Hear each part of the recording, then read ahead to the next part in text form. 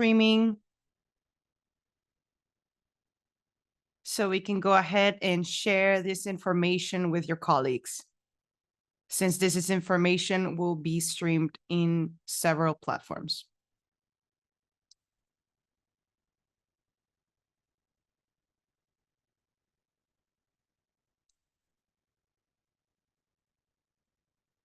So please let us know whenever we're ready to go. Yes, we are on. Thank you so much. So welcome, everyone. Thank you so much for being on time. We are kicking off our second session for the Knowledge Management Program on strategies and instruments for green financing in LAC. So I will go ahead with the agenda.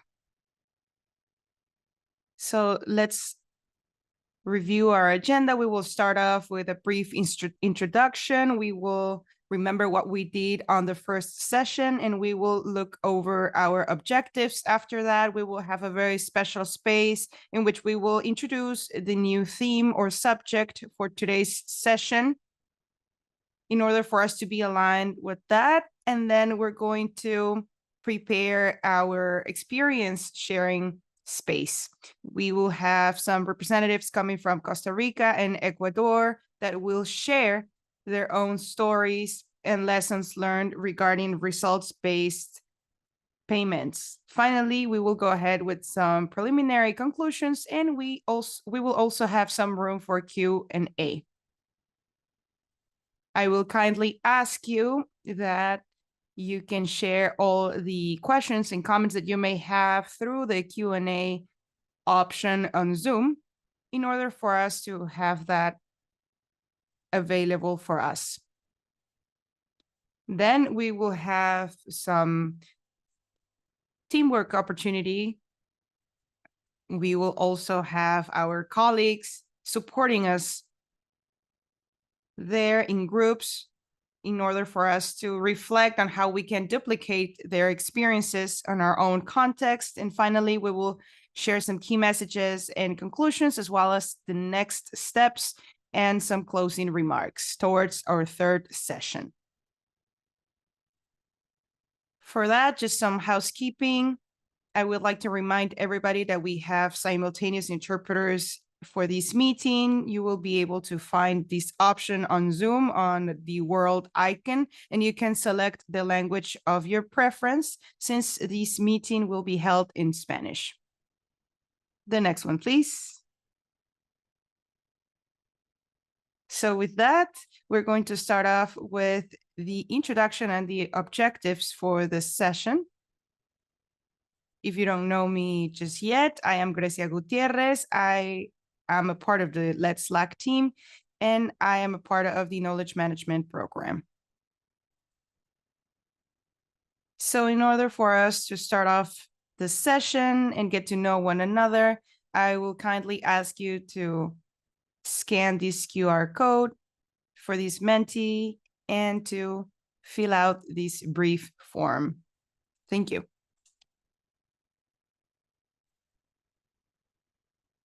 So if you were able to log in, can you kindly give us a like or give us a hands up so we know that you're on? The first question for today is, how are we feeling today?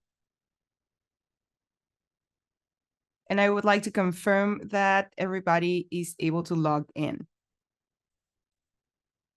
You can also use the chat box to answer and to let us know how are we feeling today.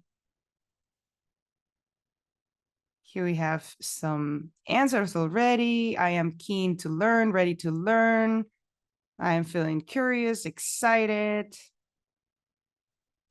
I am very interested.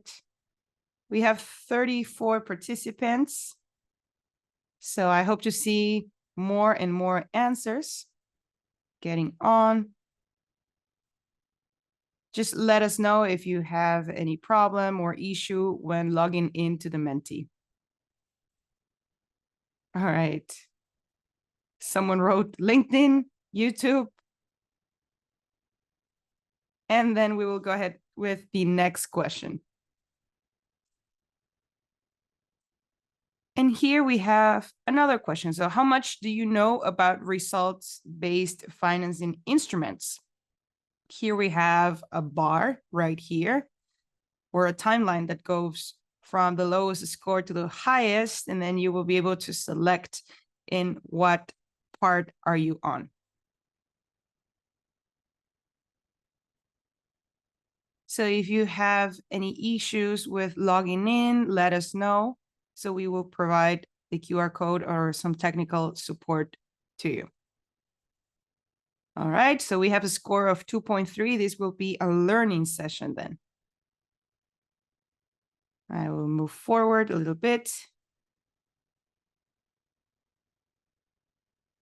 So I think that with that, Mecherita, we can go ahead to our next slide and we'll see if there are any changes on that. And before moving forward to Rocio, I would like to just remember and recap a little bit on what we did on our first session. We had some representatives coming from Belize and Colombia. And remember that all of these data and information of how this experience went, and in general, all the pieces of information that was available at that time, we can forward that to you at any time. So just let us know. So now I will give the floor to Rocio Garcia Naranjo, who is a climate finance expert at Let's LAC. And remember that we are on different streaming platforms, so you can share the link to your colleagues. So go ahead, Rocio. Thank you, Grecia. We have decided that since we have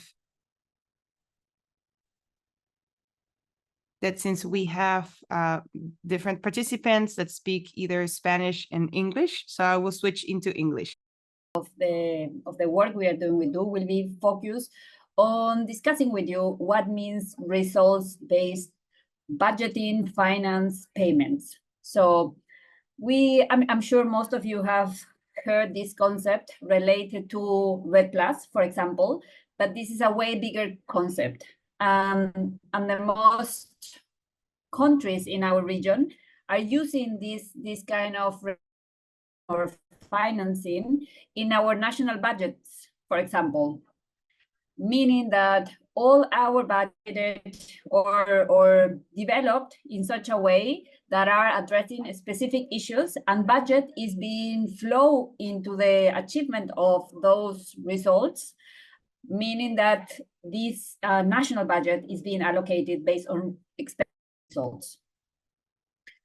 So this is the broader definition of the session, that result-based finance is a mechanism, is one mechanism, but it is a mechanism that links financial rewards or payments to specific risks that are decided within both parts, the one that is releasing the finance and the one that is receiving it.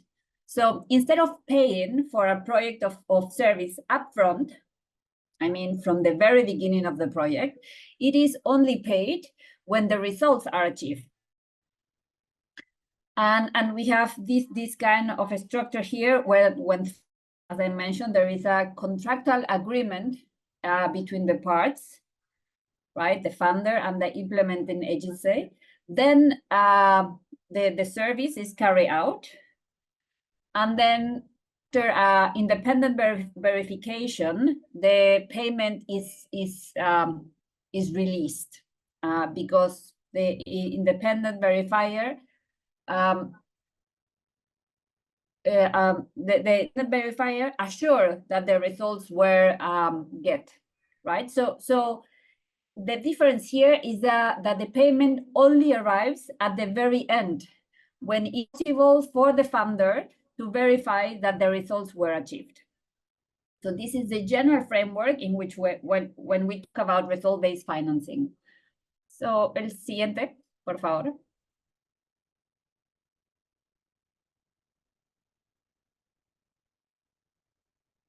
La siguiente diapositiva, por favor. Okay, so Now we will arrive into what is result-based climate finance. But first, what I wanted you to see is that the climate finance part is not the only one. As I mentioned before, we have most of our national budgets are based on results. But then we have output-based aid. There is a link of the World Bank there in which you can enter and you will receive details of the different approaches that are being used in terms of result-based financing. And here we have a list. So output-based is usually associated to infrastructure, for example. We can think about PPPs, right? The public-private partnerships are also output-based aid or payments. Rocío, right? discúlpame que te Only when interrumpa. the private manage. ¿Sí? Rocío, ¿me escuchas? Sí, discúlpame. Sí. Quería saber si tal vez podíamos apagar el video porque se escucha un poco entrecortado. Perfecto, muchísimas gracias. Creo que ahí puede mejorar un poco la transmisión. Is it better now? Creo que sí, I think so. Yes, although I didn't feel that it was cutting off, to be honest. Maybe in the translation? Yes, maybe in a translation, but maybe we can try this way. Thank you so much, Rocío. Okay, sorry for that. So you also know impact bonds, and we will have one of those based on these bonds. But the result is the link with result-based finances is that pay these bonds for this money to be spent in green infrastructure or in green projects, and then the payment is back to the financer, to the owner of the bond, right? So once again, you have a payment based on the result.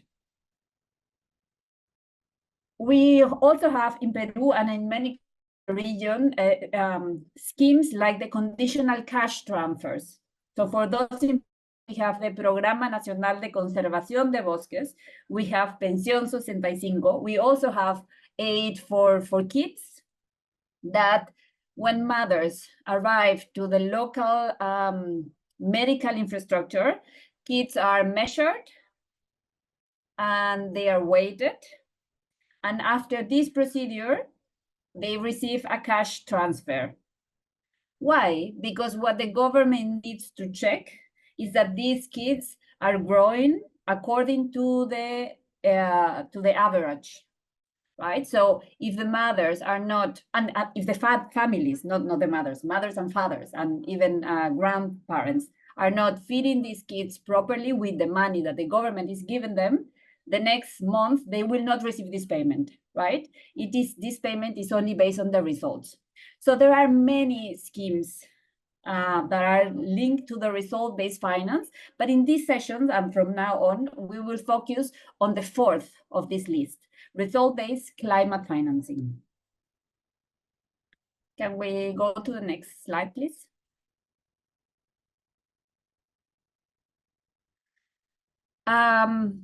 Thank you.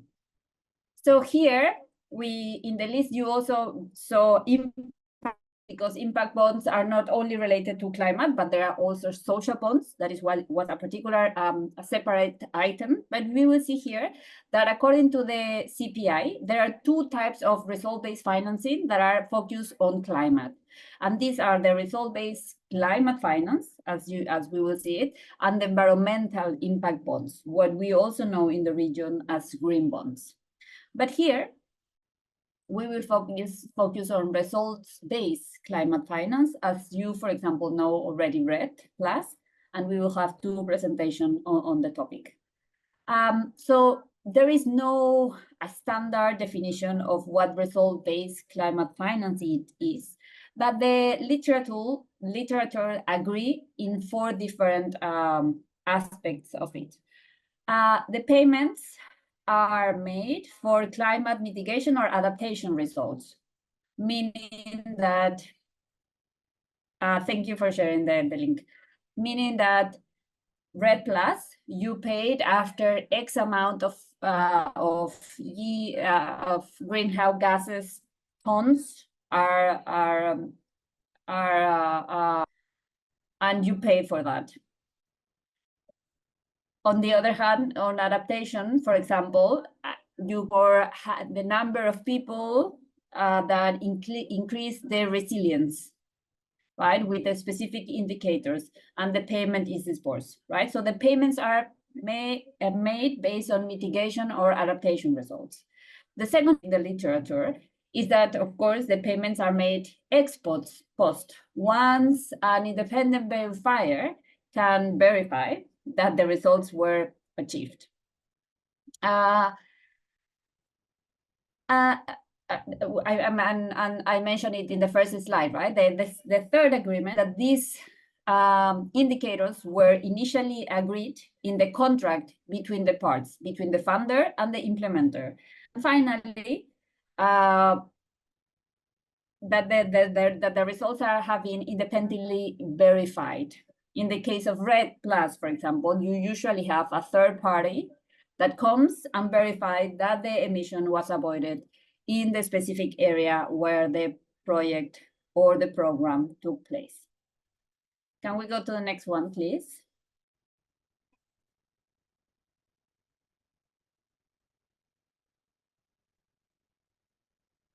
So in the climate world, we have seen these approaches in 3 different areas.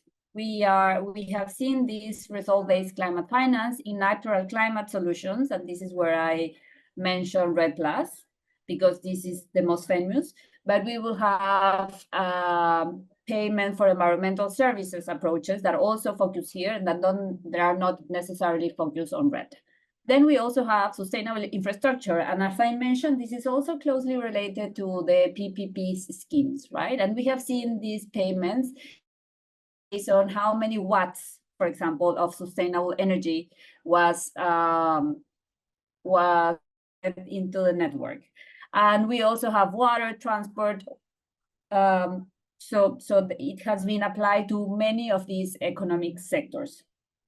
And finally, we have also fiscal and financial solutions, and they are linked on the way that budget is being disbursed into environmental programs. So we have these 3 schemes or sectors in which these schemes on result-based climate finance have been used. Next, please.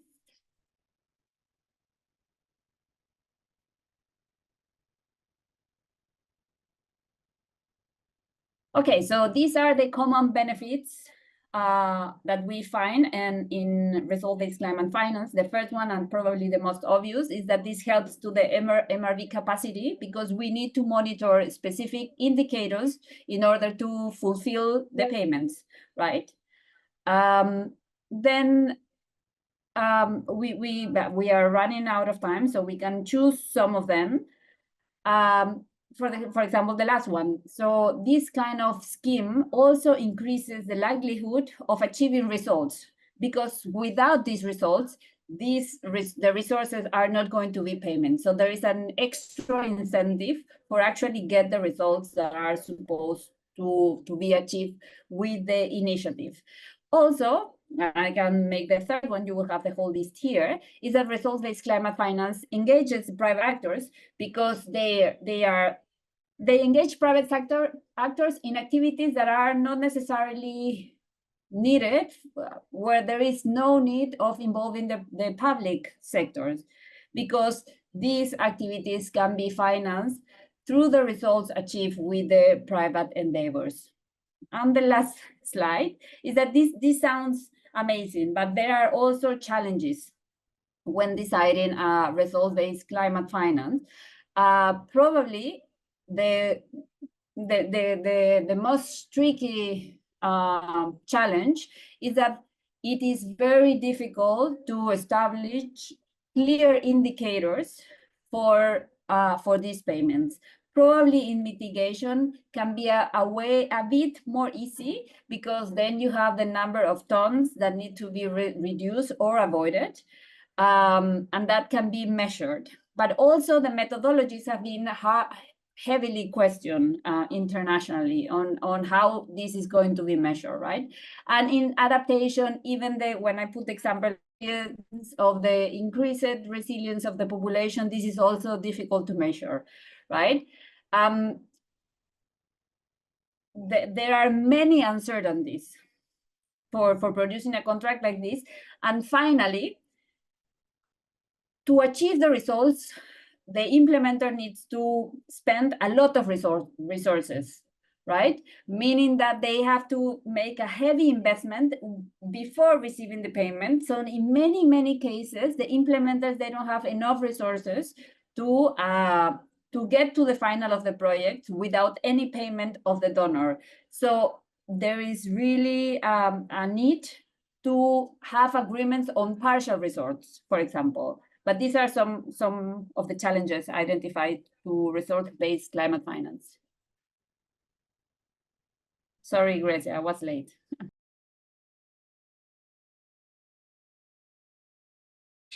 Don't worry. Thank you very much, Rocio. It has been very interesting, this first introduction to the topic. I am thinking about having very clear indicators and also developing these indicators and also have very clear methodologies and a monitoring system and a verification system as well. And these challenges that have been identified, we're going to see them in some of the experiences that we're going to see next. Now we're moving to the experience part of the session. We are going to thank Jorge Cole and Jessica Gallegos, who are here with us here in this session. And first, we would like to welcome each of them. I cannot see them yet. I don't know if they have their cameras on. So maybe we're going to start this discussion. We're going to present Jorge first. He's a specialist, senior specialist in social sciences of the Red Plus project. And also we have Jessica Gallegos, who is the Secretary of Climate Change, the Undersecretary of Climate Change in Ecuador, in the Ministry of the Environment, Water and Ecological Transition. So we're going to start with my first question. I'm going to give the floor to Jessica and then to Jorge. And this is the first question. What was the main objective of the instrument's implementation? And why was it prioritized over other alternatives? Maybe you can tell us how this instrument was aligned with national policies. Could you mention the amount and source of funding? We're going to start with Jessica. Thank you very much, Grecia. It's my pleasure to be here. This space is a space where we're going to share knowledge and we're going to learn from you as well regarding this process that we have had in this project. I would like to tell you that Ecuador has implemented this project. It has been a long journey since 2012 formally, but it really started in 2008 by having these rights brought back to nature as part of our constitution. The implementation of these financial instruments is to strengthen the financial sustainability in the RED project to access this outcome-based financing. And we're also following the convention established within the RED network. We have also had some financing sources from the grants, and the green funds from climate had provided these funds. And we have used these grants to implement RED in this first phase. And then we access this result-based payment. And this is an innovative mechanism that allows us to get climate financing directly that is based on outcomes.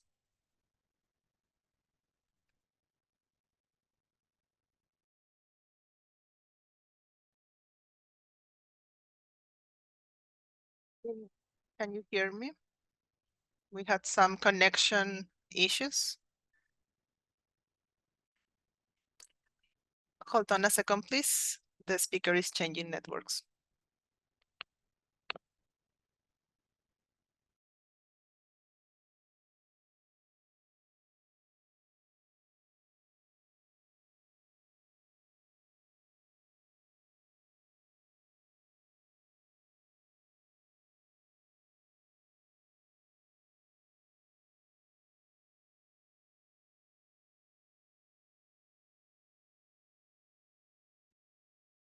Yeah, we can hear you now, Jessica. Go ahead, please.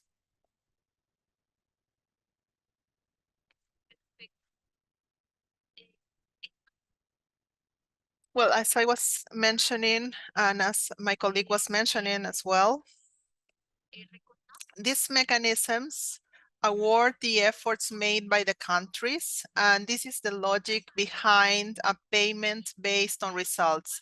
In Ecuador, this was an award given to the country for reducing the emissions and also for generating some resources that were able to be reinvested for sustainability. We have had some clear examples of these reinvestment opportunities. And this result-based financing has been really important for our country because it has helped us to take some action in Ecuador, but also to have this platform to get other kinds of financing. We have also had the opportunity to provide some confidence for other investors to implement actions and also to improve the quality of life of indigenous peoples and local communities. In Ecuador, we have access to this type of financing, results-based financing for deforestation, and we have not access to other types of results-based financing yet. And for the other question that you asked, Grecia, this is aligned to the national RED policy. RED for Ecuador is a national strategy, but it is a public policy. It is a state policy that is integrated to the national climate change strategy. And we are connecting this policy with the adaptation plan as well. And we are contributing to improve the climate resiliency. And this is supported by the Constitution, and it is also aligned to our policies. And it is also aligned to the international commitments that we have. And regarding the amount and the source of funding, we have accessed to a result-based payment from the Green Fund from Climate.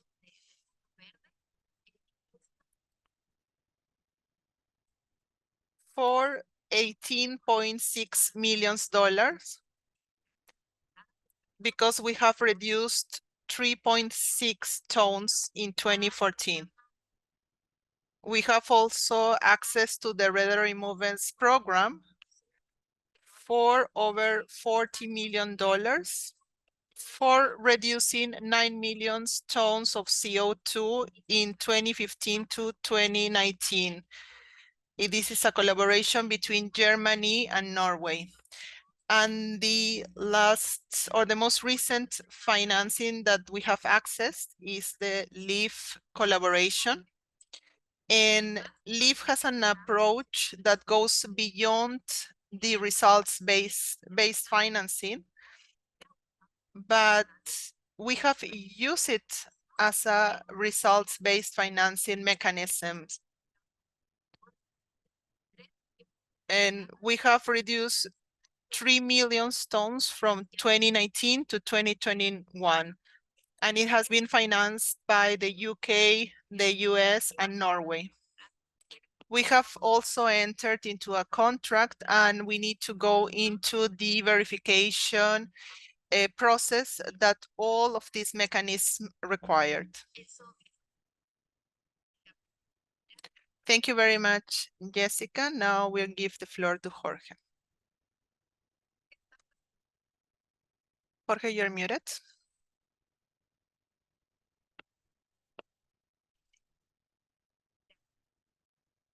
Thank you very much, Grecia, and I'm glad to be here. Thank you to the speakers and everyone, all the participants that are here, and also my colleague from Ecuador. That is another country that is pioneer, just as Costa Rica. I'm going to try to share one slide. I'm not going to explain this slide, but it's going to support my answer. Please confirm that you can see it.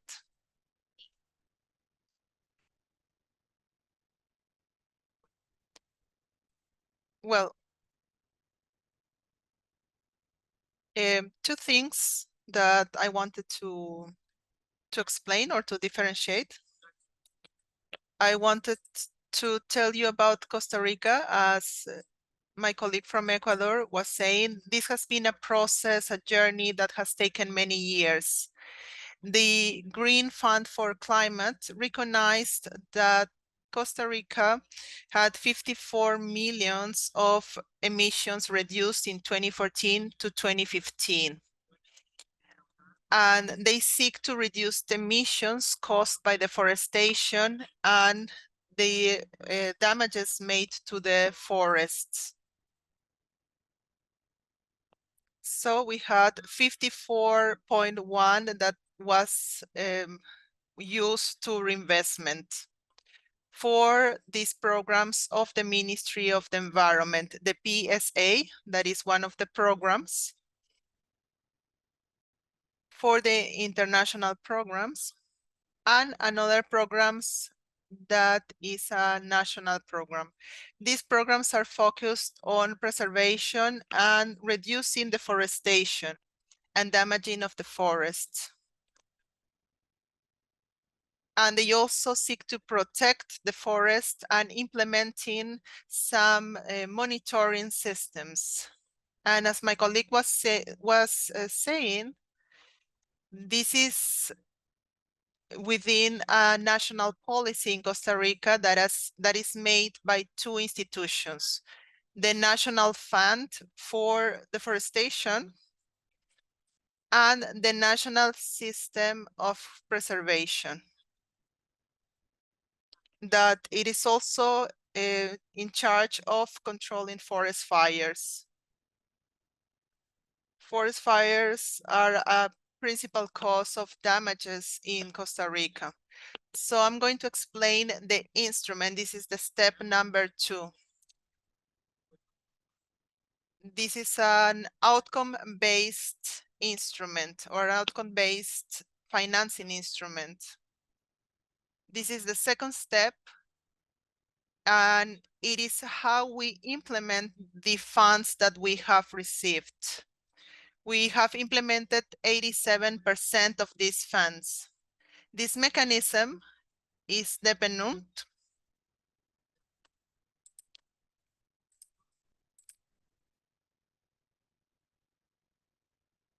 Nowadays, we have conducted 4 verifications that have been made by an external auditing agency.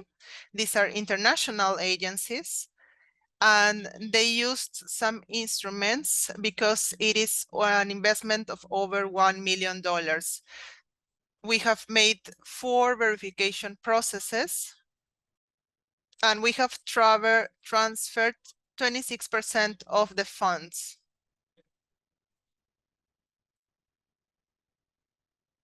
And the outcome-based financing instrument is an instrument of PNUD.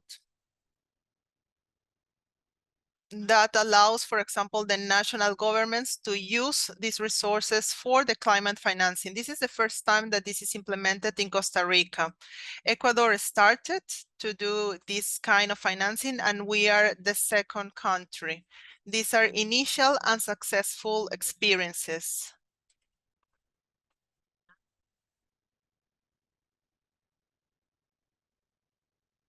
The goal for this kind of payment was to increase the amount of lands, and we have increased the amount of lands and also the resources that have been transferred. So we also have the goals about reducing forest fires, also about the number of trainings that we are going to give. So this is a reward.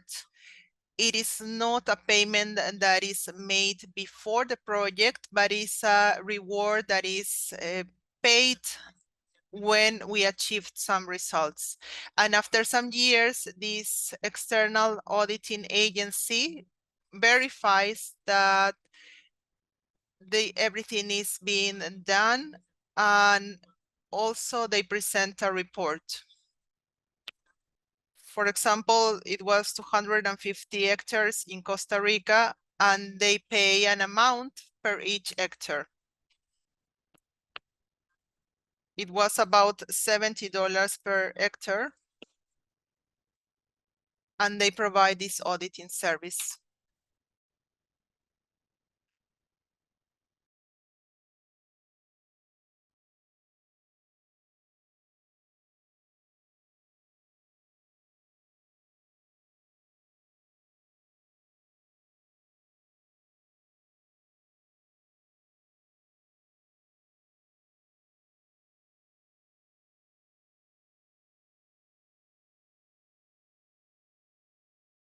All right, thank you. Can you kindly confirm that you're seeing my screen? So how was the instrument implemented in my country? This was the first time that it was implemented in Costa Rica, actually. So Costa Rica presented all the different documentation in 2019 within this climate. And then we also presented a review that was performance-based. This document was signed by the two parties, including the UNDP and the SINAC, which was the program at Costa Rica. So then the contract was signed, and then all the different parties understood the functioning of the instrument. And we were seeking for specific performance-based indicators, such as the verification process. This started off in 2021. We did some field visits, and then we implement the verification methodology. And at that time, we didn't have the methodology just yet. So then we hired an international agency for that. And then the first meetings that were held during the first month of the launch were pretty interesting, and all the indicators were very thorough and actionable. However, these were revised, and then we got to conclude this phase. And then this was signed in September 2021. The APBD was signed. And then in October 2021, we did some field visits and we verified the indicators, where we reviewed all the different documentation that was presented. And then for the field visits, we again reviewed the different elements and indicators. And during the first month, that's what we did. And then in the second year, we included the indigenous peoples element that we were unable to include in the first year because they were under the previous consultation process. Then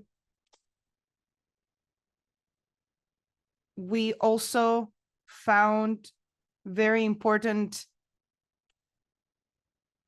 numbers, such as over the 4 years of the project, 38% of forest areas in protected wilderness zones have been affected. For the first year, it was $24 million. And then in the second year was $13 million. And then lower quantities, we are seeking for this year to get 1.7 million, because we understand that the indicators are getting more and more strict, since this is conditioned to the safeguards that we have to encourage women participation, since this becomes a risk. So we are looking to include women from indigenous communities. So these safeguards have become more strict on the one hand, but this is also an opportunity for having a better resource transfer and to also get better results. And this has allowed us to get really big results and to have a report that supports this. And apart from that, we have also gotten several results that are extra. For example, all the firefighters, that most of them are volunteers. There's a big percentage of them who are women. There's another indicator regarding policies. All the firefighters should have insurance. So that year there was a zero payment for forest fires, but this is interesting since we are talking about performance-based results. So when things are functioning correctly, then everything flows smoothly. But when we need to review or to revise a certain thing, then that is performed thoroughly. Thank you so much, Jorge. I think that the previous material that we got, it was very important for us to check on how the insurance and the policies that the firefighters need is highly important, and to ensure that all of this is being implemented in the most appropriate way. Thank you so much. And now I give the floor to Jessica. Yes, thank you so much, Grecia. Well, so how was the instrument implemented in my country? I think that the performance-based payments has been very important, as Jorge already mentioned. So I will share what happened.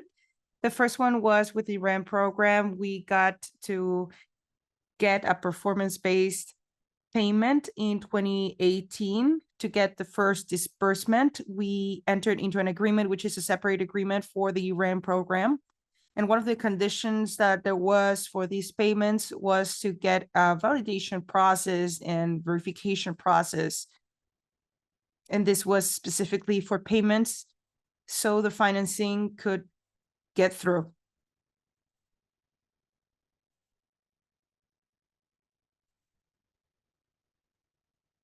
Yes, I think that we stopped listening to you. Yes, sorry. I apologize for my bandwidth. It's not the best. We're struggling a bit here at the office. And so for this specific case, in order for us to get to this funding, it's important to look up to check some background. All these was performed under participatory teamwork. We have a RedMass platform, which is the platform that connects us with the indigenous communities, with the private and the public sector and the academia, that gives us information in order for us to provide follow-up and extra support. We have always worked to build the prototypes for the project itself, and we also perform workshops or trainings according to different indicators that want to be implemented within the plan. We can also provide specific training sessions. We have a lot of support from the Ministry of Agriculture for the two main axes. So once we have the funding, and now we have to enter the initial document or the draft, all of these goes under the verification of these working group. And then We also have the results-based payment, which was in 2018. In 2019, we got the approval, and then the disbursement started in 2020. Since we had all the verification processes in line, we didn't have to go through a new verification process, which is something that REM does for all of the 3 payments that we had. So we used one multi-purpose platform that the UNDP provided as an implementing agency, taking into account that we built the prototype in the pandemic, since we were unable to perform territorial training sessions. However, through this platform, we were able to have access to all of these stakeholders and interested parties in the project. I would like to highlight that we have a ministerial agreement where we are issuing the REDMAS plan, and we did an amendment in 2023. In 2023, we talk about the mechanisms based in results with this retributive framework. And within that framework, we highlighted that the results-based payment is a financing mechanism that is not exclusive to the other payment mechanisms. And this is a transition that we're having for a volunteer carbon market. And within the same framework, we are working very closely with the Ministry of Agriculture, as well as the UNDP as an implementing agency, as well as the project that we had based on the Amazon. Now we have another project with the REM program and all the different stakeholders, such as Norway, the UK, and the United States, and many others, with the coalition that we have, and with some strategic partners and other stakeholders, such as the academia, through the working group that is REDMAS. I think I'll stop there. Thank you. Thank you so much, Jessica. I think that is very important what you just shared, that all of these processes went through the pandemic and you were able to move forward regardless of that. And I think that this will be a very interesting topic for our group discussions. And now we will move forward to our very last question, which is here. We can start off with Jorge. So Jorge, the question is, what lessons learned could you highlight from this process, and what has been the impact of the instrument in your country? I think Jorge is muted. Yes, Jorge, you're muted. Yes, sorry about that. Are you able to see my last slide, correct? Yes. All right, so I will talk about some lessons learned, and I will touch on the impact that we did specifically on the payment for environmental services, that in Spanish is PSA. And then I have some colleagues from my team that will be able to support and to provide further information on this. So now we'll touch on some lessons learned and what were the most important impacts that we had, as well as the colleague from Ecuador mentioned already. These funds are very important since the World Bank and many other stakeholders have been supporting the country to amplify such results. This is a very innovative instrument to support these results-based payments, specifically for climate. For that matter, we were able to have a better distribution of the resources that there are, that otherwise would have been very, very difficult to achieve.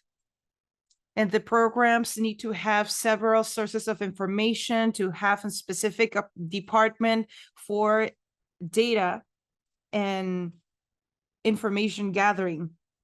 We want to be able to gather all the data and factual data from the different projects and to get to an actionable goal, to say we are going to charge this much for the PES.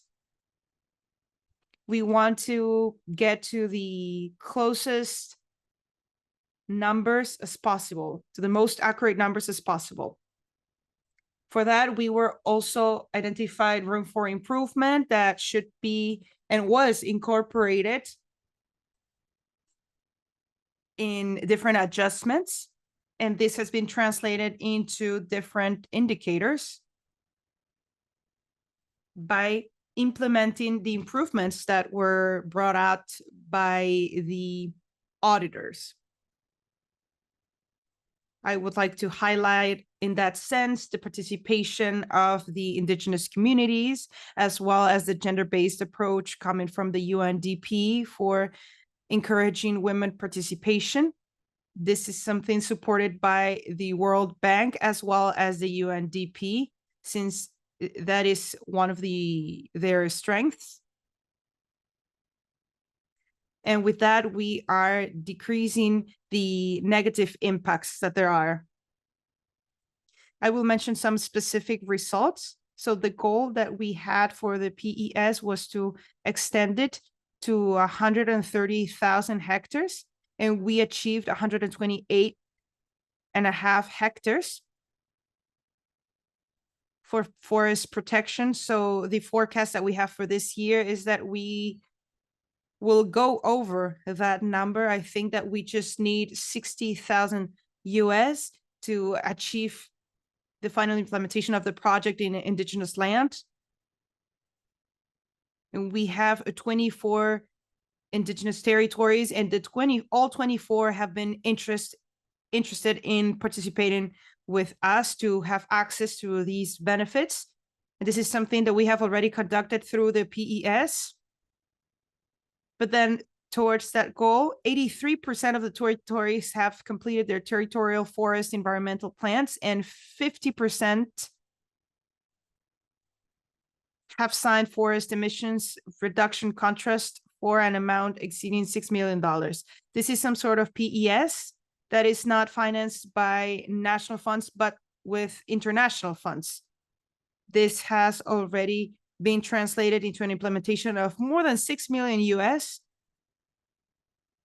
And for that, we have improved everything that has to do with infrastructure regarding sewage. We have room for scholarships.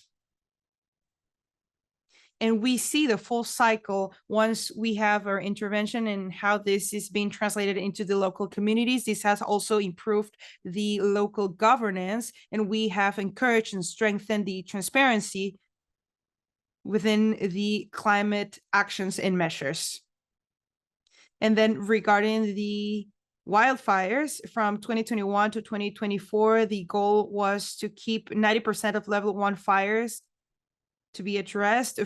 Level 1 fires are basically small fires that do not need the intervention of firefighters. And for that 4 years, we achieved 90%. And in last year, we got to 80%. However, throughout those 4 years, we achieved 90% in average.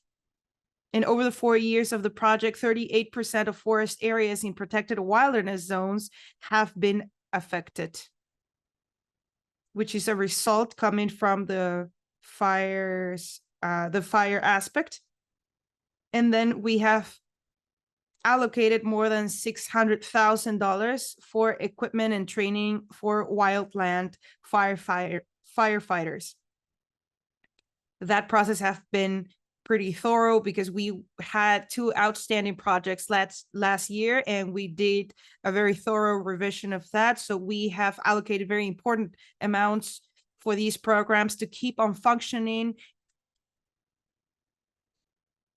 And we've received many different firefighters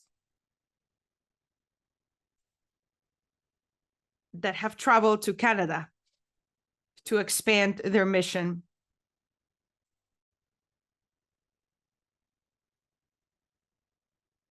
And we had some further data that the goal was surpassed by 400,000 hectares in the first place. And then we also had some other hectares regarding the participation of women, which was also achieved.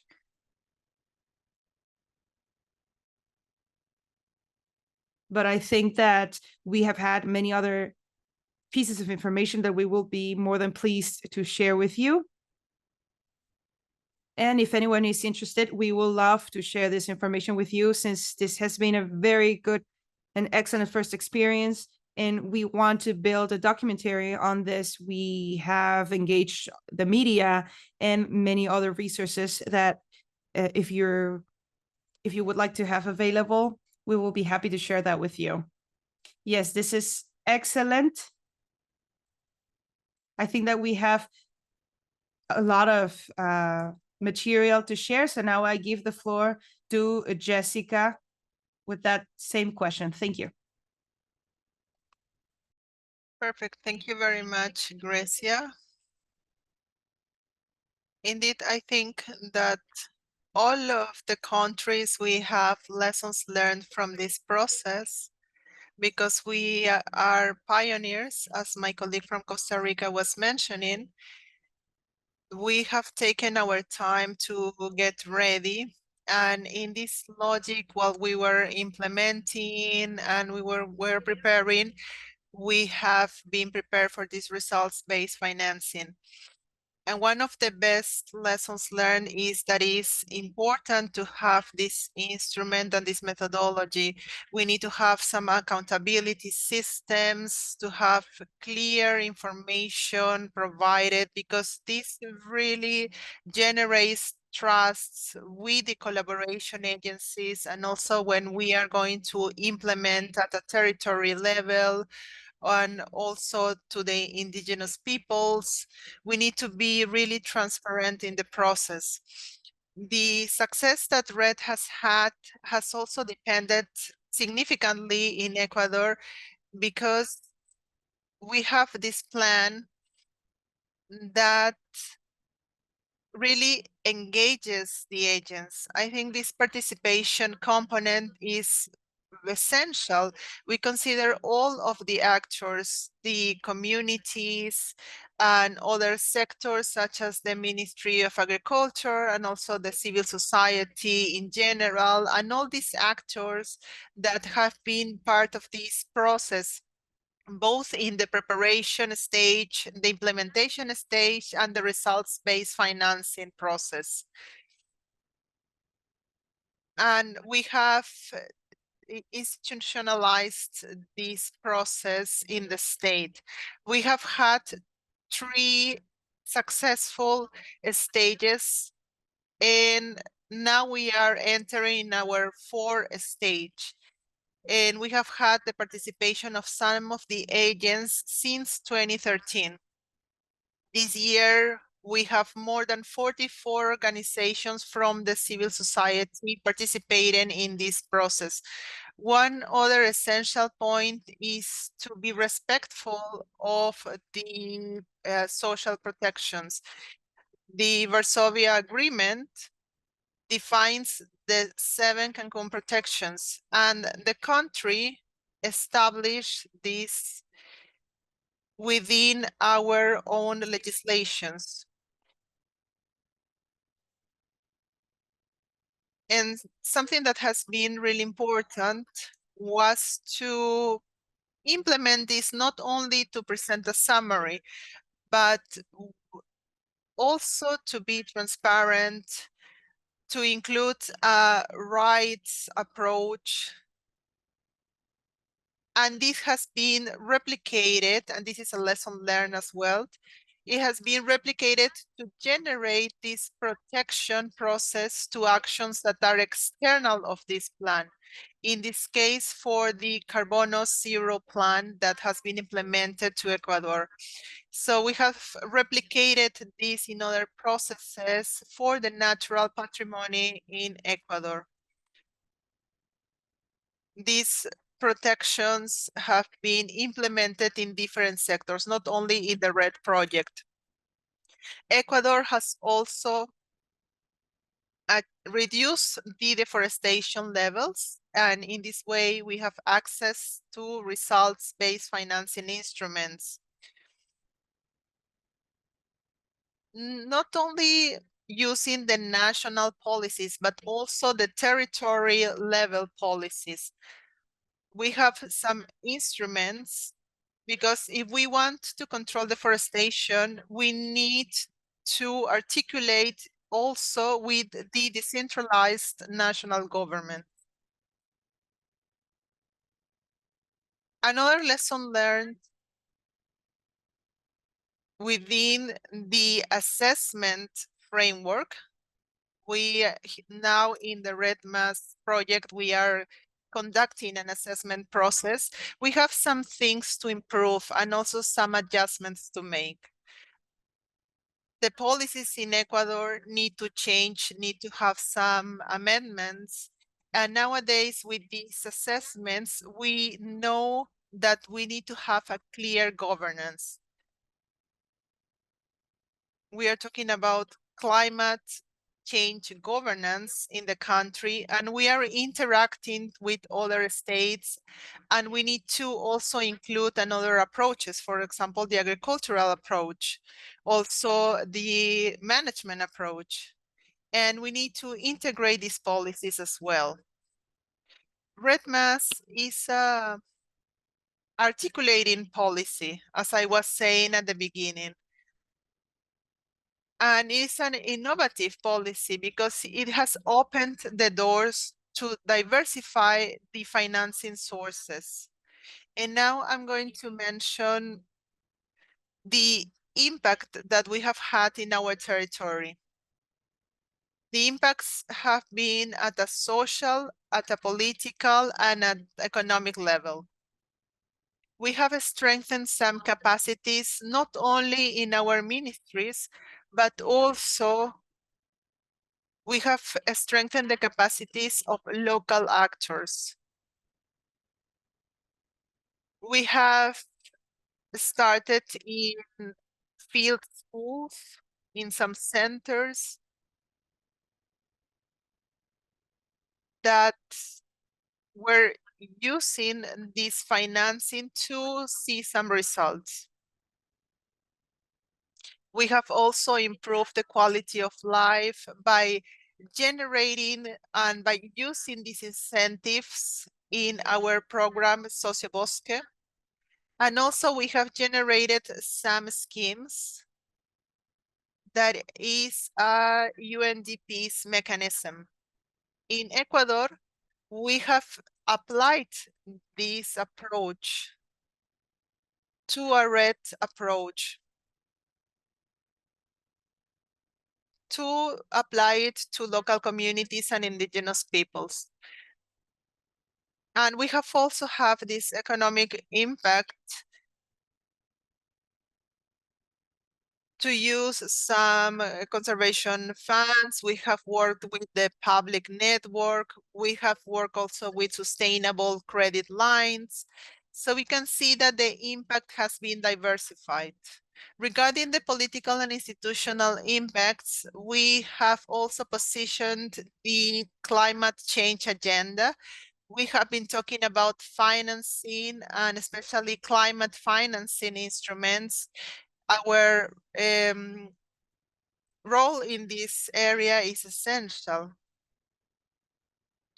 We need to articulate and we need to work with other organizations at a territorial level. And this cross-sectional approach is going to allow us to better coordinate between the ministries and use better the results, because the financing instruments are limited.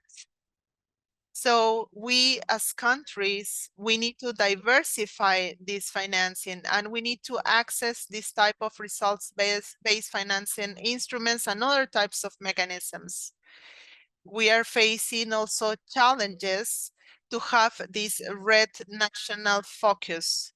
Now we also have compensation, we have transition to generate a voluntary market. So we need to use these elements. And one of the challenges is to talk about this, to have this debate, this discussion with different countries. And in Ecuador, we are having this transition. Thank you. Thank you, Grecia. Thank you, Jessica. I think we have a lot to discuss, and we are going to be able to share more in our work teams. And now I'm going to give the floor to Rocio. She's going to provide some conclusions, and then we're going to go to our breakout rooms. Thank you very much to our speakers. Thank you very much, Grecia. I know that we are running out of time, and thank you very much to our speakers. We have had a lot of important information. I just want to highlight that many of the things of the main presentation, I'm going to mention some, because it is important to see how this international framework focuses on some specific products such as Red Plus. And even if they are specific, they address these international needs. The first one, for example, our colleague from Costa Rica was mentioning that they didn't have the payment because 3 of the firefighters didn't have the insurance. So it is important to know that they are going to pay when the goal is achieved.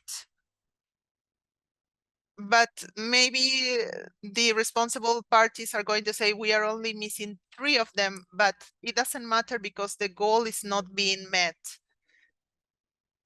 So we were mentioning the importance of receiving the financing based on results. And on the other hand, we have also a discussion regarding the indicators, on how we establish these indicators. It is very difficult to achieve or to establish these indicators. In Costa Rica, we were mentioning hectares of deforestation. That is the most important indicator, but also the products. Maybe also in Ecuador, they are paying for products. Another important aspect that Jessica was mentioning regarding Ecuador, that is also related to the indicators, is the importance to have a tangible indicator, but also a process-related indicator that is related to a more institutional approach that is going to allow the country to make, for example, some changes in the legislation, or maybe some changes related to the topics. And these are intermediary results. Another conclusion, Grecia, as Jorge was mentioning regarding Costa Rica, was the importance of saying, I am not going to give any of the payments if we don't have any international independent verification agency. As I was mentioning at the beginning of the introduction, we need to have this second stage, that is to verify that we are actually getting the results.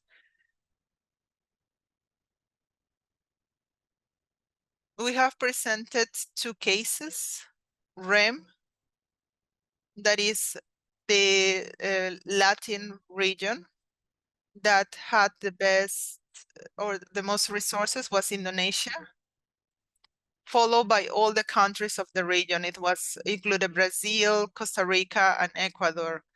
The countries that had a lot of forests of the region, we are just missing Peru. But Red Plus is one of the best examples of these mechanisms.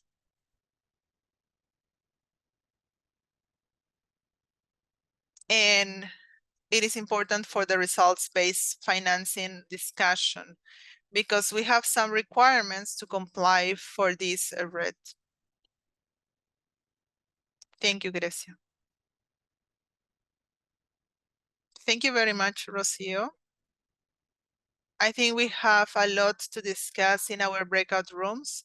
Now we're going to go to work in teams. First, I would like to thank to all the people who are participating in our streaming.